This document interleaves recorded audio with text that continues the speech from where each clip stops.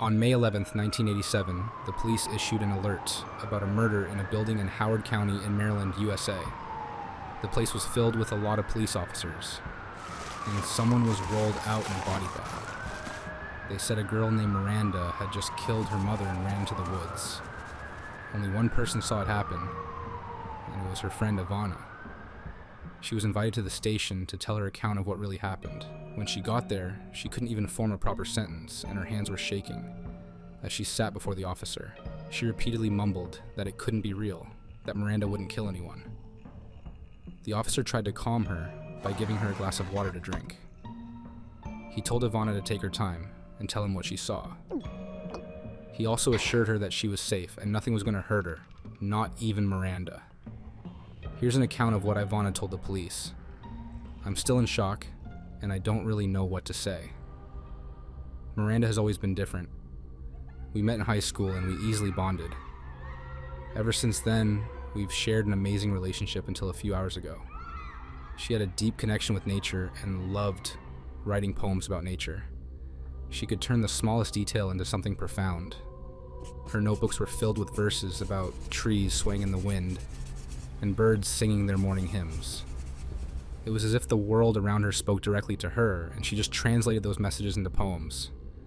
So I wasn't surprised that she spent more time wandering the countryside than she did among people. She would disappear for days, sometimes weeks, returning with a new collection of poems that were so soothing to the ears. One afternoon, while we were catching up over tea, she mentioned that she was feeling uninspired. She hadn't written anything new in weeks, and the frustration was eating her up. That's when one of our old classmates, Amanda, opted to rent out her cabin in the woods. She had inherited this cabin from her grandfather and had no use for the place immediately. So, knowing Miranda's love for nature, she offered it to her for a time. She was very happy to leave and quickly started packing her luggage. I didn't hear from her again until 2 weeks ago when her mom called me. Miranda had been found unconscious in the woods near the entrance of her cabin. The neighbor who discovered her said he almost didn't see her at first. She was lying still, and her entire body was covered with leaves. But what disturbed him the most, and what prompted him to alert the police, were the scars. Her body was covered in deep, jagged lines that crisscrossed her skin like the markings of some wild beast. The hospital staff couldn't believe what they were seeing. They said they had never seen anything like it before. Miranda was rushed into surgery, but despite their best efforts, the doctors couldn't explain the nature of her injuries. The cuts didn't look fresh, but they weren't healing either. No scabs, and no signs of getting better. It was just there, as if something was stopping them from ever closing up. I saw it myself when I visited. So after 3 days, Miranda finally opened her eyes.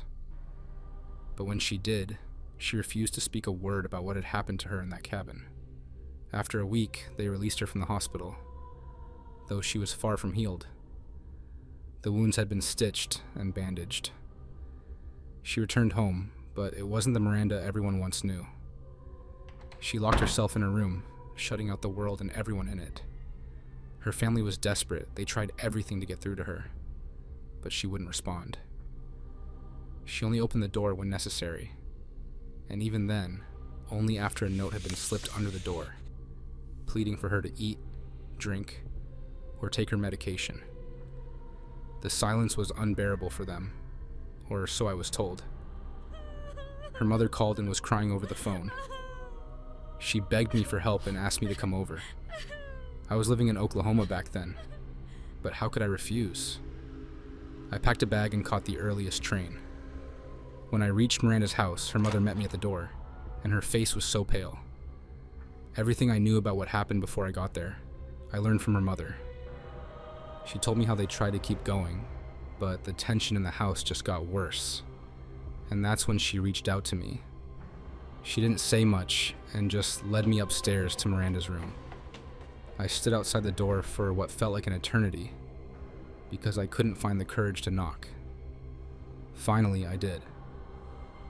3 soft knocks, just enough to let her know I was there.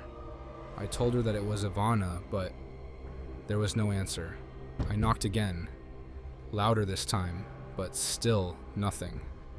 I tried to speak to her, to tell her how worried I was, how much I needed to see her. but my words seemed to fall on deaf ears. For a couple of days, I stayed over at her place, and I tried every day to reach her. I wrote her notes and slipped them under the door, hoping she would at least read them. I stayed as close to her room as possible, listening for any sound, any sign that she was still in there. But the silence continued. Then one evening, just as I was about to give up hope, I heard the sound of a lock turning. I rushed to the hallway and found her standing there, barely recognizable. Miranda looked like a ghost of herself. Her hair was scattered, her clothes were so dirty, and the smell. God, the smell. I almost puked. I asked Miranda what happened to her, but she just turned and walked back into the room, leaving the door open behind her. I wasn't sure if I should go inside at first, but I was determined to find out what happened to her, so I followed her in. The sight that greeted me was worse than I could have imagined. The room was a mess of papers, scattered across the floor and the bed. Some paper was even pinned to the walls, and on every single one of them were dark, twisted poems. I was confused because she only wrote about nature. I picked up a piece of paper, and I gave it a read, thinking that it was a poem written by Miranda. But what I read frightened me, and after reading a few lines, I put that paper in my pocket. I couldn't understand it. These were not the words of the Miranda I knew. These were the words of someone who had been touched by something dark, beyond comprehension. I looked at her, but she was staring blankly at the wall as if she didn't even see me. I asked her to please tell me what happened to her. Why was she hiding in here? She finally turned her head to look at me and told me it all started on the night of the storm at the cabin. She said the wind was howling and the rain was coming down so hard it felt like the cabin was going to be swept away. She was sitting by the window, trying to finish a poem, when she heard a knock at the door. At first, she thought she must have imagined it. She didn't know who would be out in the cold by that time. But then the knock came again, louder this time. She thought maybe it was a neighbor in need of something, since people in that area sometimes drop by if they need help with their animals during a storm. So, she got up and opened the door. A woman was standing there, soaked to the bone. She looked like she had been walking for miles. The woman said her car had broken down nearby and asked if she could stay until the storm passed. Miranda didn't feel good about it because something about the woman seemed off. However, she couldn't just turn her away. So, she let her in and showed her to the guest room. Miranda tried to go back to her poem, but she couldn't shake the feeling that something was wrong. The storm was raging outside, and she was alone in this cabin with a complete stranger. She kept thinking she was hearing voices. They were like soft whispers that came from nowhere. Sometimes they were faint, like someone was speaking from far away. Other times they sounded closer, almost like they were right behind her. The voices were low and unclear, more like murmurs than actual words. But she kept telling herself it was just the sound of the storm, the wind playing tricks on her mind. Miranda said it was well past midnight when she noticed something strange. A strange wind started blowing through the cabin. At first she thought it was just a draft, but then the lamp next to her went out. The darkness was so thick she could barely see her hand in front of her face. She was terrified, but she managed to get up and close the window. She told me that when the lamp flickered back on, she was completely frozen, and she just stared at the lamp, trying to make sense of what had just happened. She said she was hoping it was just a random flicker, but deep down, she felt something wasn't right. Miranda decided to check on the woman, just to make sure she was okay, but something in her didn't want to go near that room. She forced herself to do it anyway, but when she got there, the guest room was empty. The woman was gone. She started searching the cabin. She even went up to the attic, even though she never liked going up there. That's when she found some old newspaper clippings. They were yellowed and brittle with age, tucked away in a dusty box. The articles were about a girl who had gone missing years ago, right near where the woman had said her car broke down. They found the girl's body days later, but it was unrecognizable, mangled in a way they couldn't explain. Miranda was scared, so she ran downstairs and out into the rain. She didn't know what else to do. She just needed to get away from there. But when she got outside, the woman was there, standing in the yard, soaking wet, and whispering something she couldn't understand. The wind was blowing so hard that Miranda could barely hear her, but the woman kept repeating it over and over again. She said that she tried to ask her what she was saying, but the woman didn't answer. She just kept whispering and staring at Miranda with those dead eyes. And then suddenly, she lunged at Miranda. She grabbed her and used her long nails to press into Miranda's skin. I know Miranda didn't like fighting. She had never been in a fight before.